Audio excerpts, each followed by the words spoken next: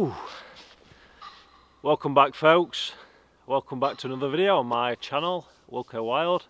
I'm Ben as always, and today we've fell lucky again with the weather, as I have been doing lately. And we're in this glorious woodland, noisy woodland with the pheasants, but at the end of the day I'm in their space. So today we are hot tenting using the Polish lavvu, split into two halves. As you've seen, I've created a little bit of a centre filler kind of thing with using a DD tarp folded in half. So I've gained an extra 1.5 metres across. As you saw with the strings, let me explain the little notes on the strings. One said gap, so that was the gap between the two two bottom parts here, just so I could keep it nice and square. One was diameter, so that was the diameter of the lavvu from point to point. It just really helps when you're pegging them out. And the third rope I had was the pole length, which I used for cutting these poles down to size. So anyway, let's move on. I'm going to get the log burner set up in a moment, but I'm pretty happy with how this configuration's come out. I've been thinking about it for a while in my head, thinking would it work or not, and it's turned out pretty well. So I've just used a log on the back end, rolled it up, and that's took all the tension out of the tarp. It's a really heavy log, so it's not going to move anywhere. And as you've seen, I've put a ridge line from tree to tree for the tarp. A little bit fiddly getting it to the right height, obviously with the tents, but we got there in the end. Used the 2 Prussic knots and stretched the tarp out. Perfect. So I've also got a new Trachology UL80 sleeping pad. I've heard really good reviews about these online, so I thought I'd give it a go, needing a new sleeping pad. The other one I've got is a Sea to Summit, but it's more like of a 2-3 season pad. I've got the Alp Kit bivvy and a 4 season OEX bag. The same bag that I keep moaning about, but I still haven't ordered a new one. So I'm just researching a little bit, making sure I get the right bag. I think I've been looking at the Snug Pack Travel Pack 4s or something like that, but they're a bit bulky, but it's the rating on them are great for the winter. Anyway, moving on. So I'm going to get the log burner set up now, get some firewood processed, and I'm also going to prepare dinner. On tonight's menu we have got chicken casserole, stewy kind of thing. I bought the Petromax out, so yeah, I've also got some logs to try out on the log burner tonight. You just chuck them in before you go to bed, and they're meant to burn for 2 hours, so that'll keep me warm while I'm falling asleep. But yeah, without further ado, let's crack on and get something done.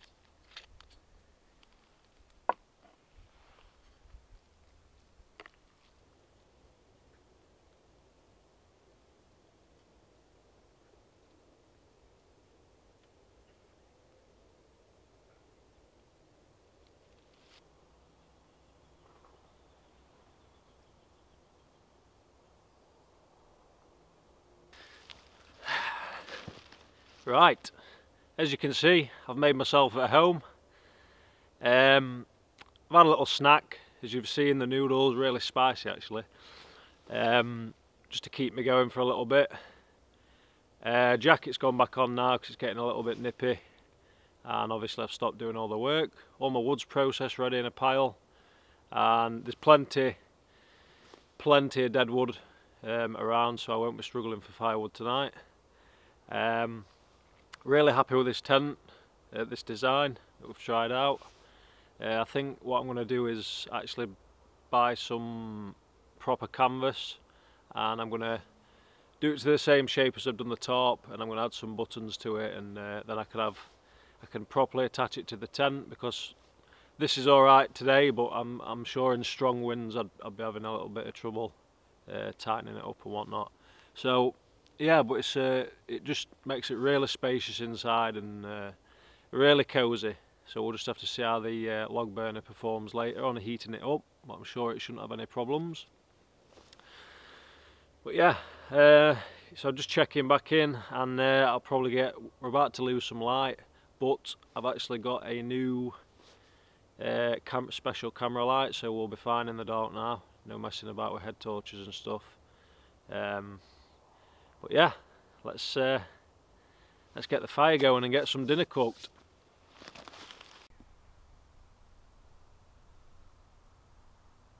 Okay, so I just want to tell you a little bit about this fungus that I found. This is growing on a birch tree, and this fungus is exclusive to just being on birch. It actually can kill the tree when it's standing, and then multiply and grow bigger when it's dead and downed. I've sliced it open so you can have a look. This is called the Birch Polypore, or also known as a birch bracket. It has antiseptic properties, anti-inflammatory properties, and it's also been used as a tonic, so you can extract the stuff out of it for like medicinal use and stuff like that. Really good immune boosting properties in there. But what it was most commonly used for back in the day is they would slice some of this flesh, like strips of this flesh off. I'll see if I can do it for you now. It's pretty tough stuff, this though. So obviously if you wanted to, you'd do it better shape than that. But if say I had a cut on my finger here, which I'm surprised I haven't, to be honest, you'd use it as a dressing. So you wrap it around the cut. You could tie it off with another bit of natural cordage, found anyway, nettles, anything like that. And that obviously has the antiseptic, the anti-inflammatory properties. It's a really good thing to know. I will be taking this home with me. It is edible. It's not the best tasting mushroom out there, but it is edible. A really bland taste to it. I've had it before. But yeah, so there you go. Birch Polypore.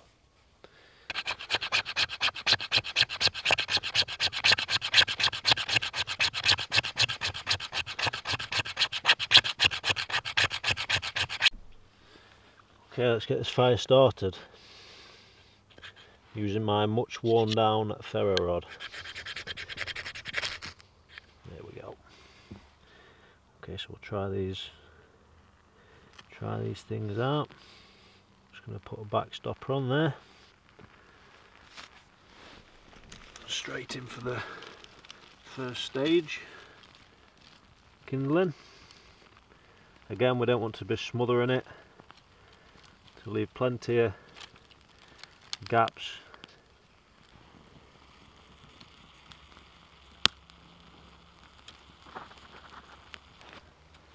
Okay, what I like to do with the second stage is just go the other way, cross it back the other way.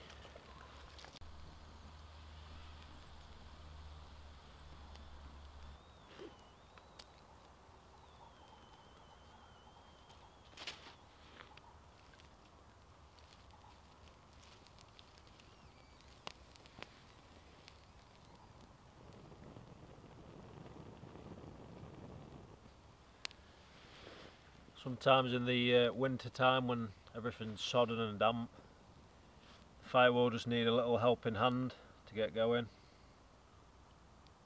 Once you're happy with when your second stage kindling's got going, that's when you can start lobbing the bigger bits on. I tend to start out with the bits that I've chopped up with the axe first, 'cause, obviously the more drier wood on the centres has been exposed. But you can chuck your normal logs on even if they are damp when the fire's hot enough. What I usually say to myself is anything over about 3 inch, and I'll chop it with the axe. Unless the fire's absolutely roaring towards the end of the night, that's when I start putting the big stuff on. But yeah.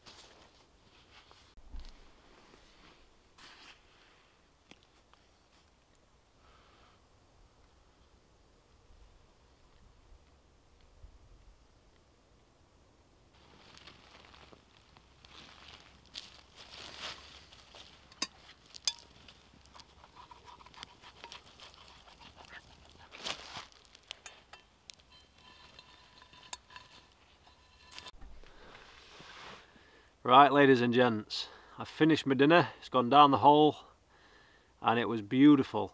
I ate every last bit. I even drank the juice from the bottom of the plate because you can't waste stuff like that. It was cooking for about 2 or 3 hours, so you can imagine the taste that came out of that. It's like I say, it was between a chicken casserole and a chicken stew kind of thing. really nice. I'm just finishing off cleaning the Dutch oven.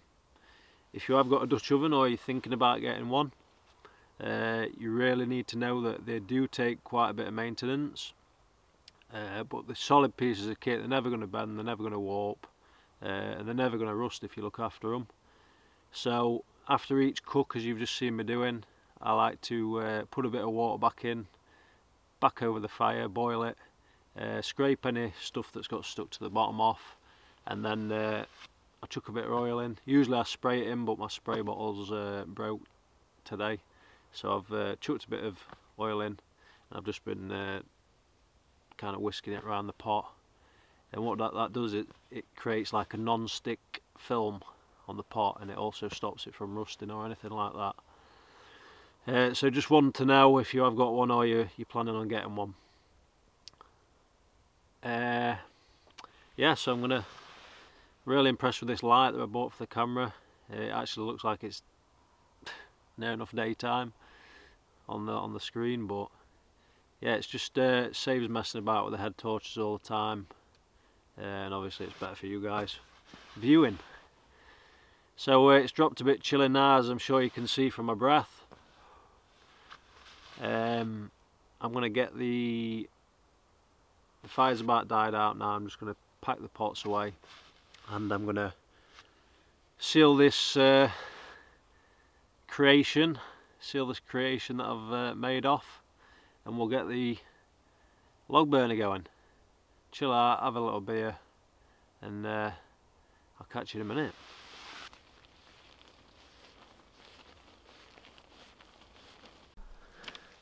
Right folks, there it is, the log. It says on here it can burn for up to 2 hours, and it says to just ignite the wrapper and chuck it in. So here we go. Ignite the wrapper, let's get it burning a little bit.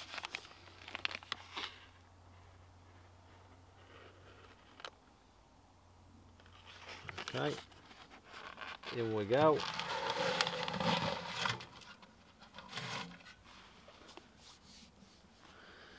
Job's a good one. Well, hold on, there's a spider coming just past the. You see it? I've got it. Oh, it's not focusing. Let me try and get him away from you a bit. There he is. He's come to have a little warm. I'll leave him up there. So yeah, I've got that side down now, and there's a lot of space in here. So yeah, really happy with it. So I'm going to let this fire up, and we'll open a bottle, shall we? Today I've got, get my face out of the way, Brewdog Punk IPA. Never had this one before. Fire steel, also a bottle opener.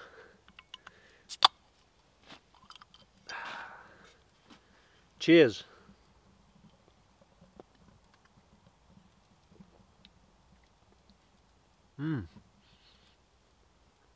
Fruity.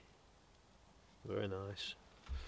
So yeah, I'm just going to chill out in front of the log burner now. I'm going to get in my sleeping bag, and I shall see you guys in the morning. I'll let you know if I survived.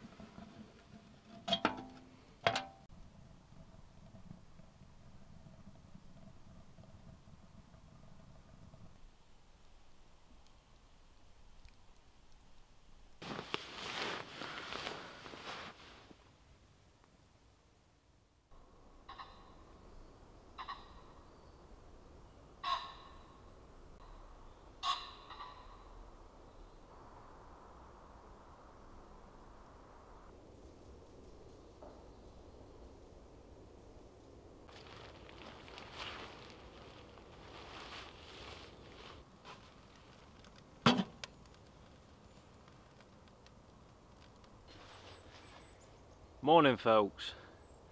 Excuse the hair, I look like Shadrach. It's bedhead. Really good night. I don't know whether it was the new sleeping mat. Well, it's got to in the new sleeping mat because temperatures did drop to about 0 in the middle of the night and completely warm, so it's got to be the sleeping mat because I used this same setup in -2 a few weeks ago with my old sleeping mat and I was really cold all night, so really happy with that. No punctures or anything. Obviously I checked the floor before I put the mat down, but it's all good. As you can see, I've started taking the shelter down. I've just took the middle part off the tarp, and I've got my hot water heating up here ready for my morning coffee. I did bring some food for breakfast, but honestly I'm just not hungry, so what's the point? I'm not going to force it down me. I think that meal last night must have there was a lot, so I think my body's still coping with that. But yeah, good night. Really still morning again, no wind, so I've hit the jackpot on this one. Yeah, nothing else to report, I don't think. So what I'm going to do is I'm going to get my coffee and whatnot, and then I'll start getting squared away and I'll check back in with you later.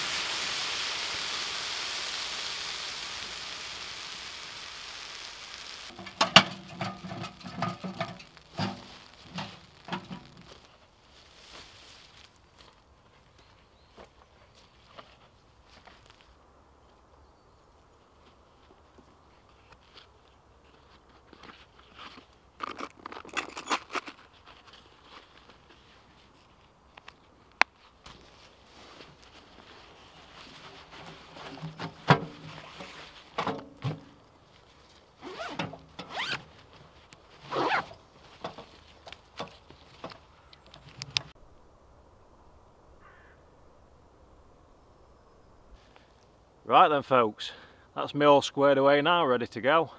I've got about 1.5 miles hike out of here, so I'll take that one steady. I just want to thank you all for coming along on this one with me. It's been a good one, especially with the weather being so kind last night and today, so I've dropped lucky with that again. But yeah, just want to say thanks for watching, really appreciate it, you know I do, and I'll see you guys on the next one.